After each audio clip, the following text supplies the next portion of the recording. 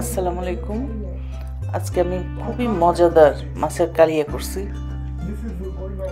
লুকিংটা যেমন সুন্দর, খেতে কিন্তু খুবই মজা। তার এটার জন্য প্রথমে আমাকে কিছু কাজু বাদাম আর পেঁয়াজ এবং কয়েকটা গ্রিন চিলি একসাথে আমি পেস্ট করে নেব।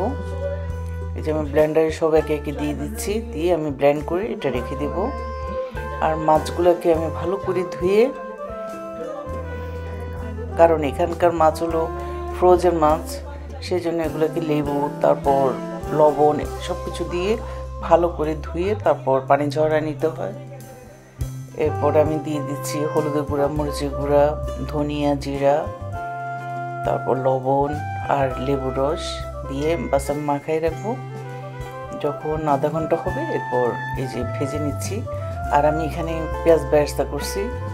সেম প্যানেই মাছগুলোকে মানে দুপাশে একদম লাল লাল করে ভেজে নেব।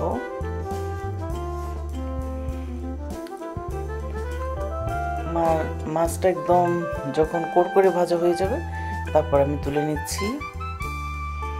সেম প্যানেই আমি দিয়ে দিচ্ছি ওই যে পেঁয়াজ, তারপরে বাদাম আর কাঁচামরিচের যে পেস্টটা করে রাখছি সেটা।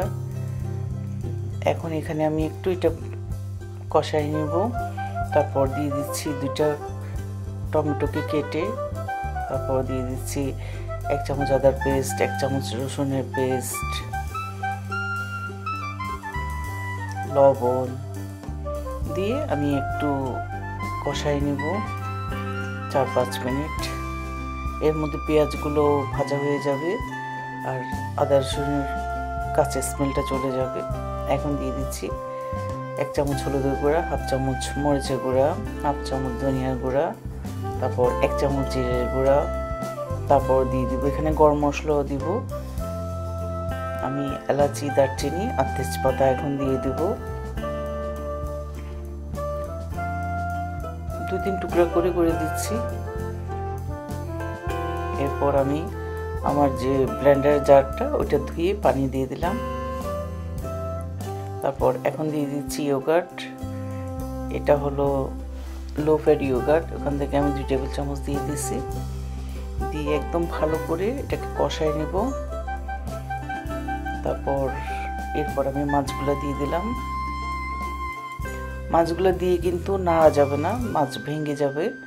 শুধু মানে একটু নেড়ে নেড়ে মাছগুলোকে আমি এখানে রান্না করে নেব। এরপর এখন আমি দিয়ে দিব এখানে কয়েকটা কাঁচামরিচ, তারপর দিয়ে দিব আমি কিছু ঘি আর দিয়ে দিব গরম মশলা। আমার যে বানানো গরম মশলাটা আছে ওখান থেকে 1 চামচ গরম মশলা দিয়ে দিব। আর দিয়ে দিচ্ছি ঘিও আমি দিয়ে দিচ্ছি প্রায় 1 টেবিল স্পুনের মতো। আর দেখেন এটা হয়ে গেছে ফাইনাল লুক, খুবই নাইস আর খেতে তো খুবই চমৎকার। আজকে পর্যন্তই, আল্লাহ হাফিজ।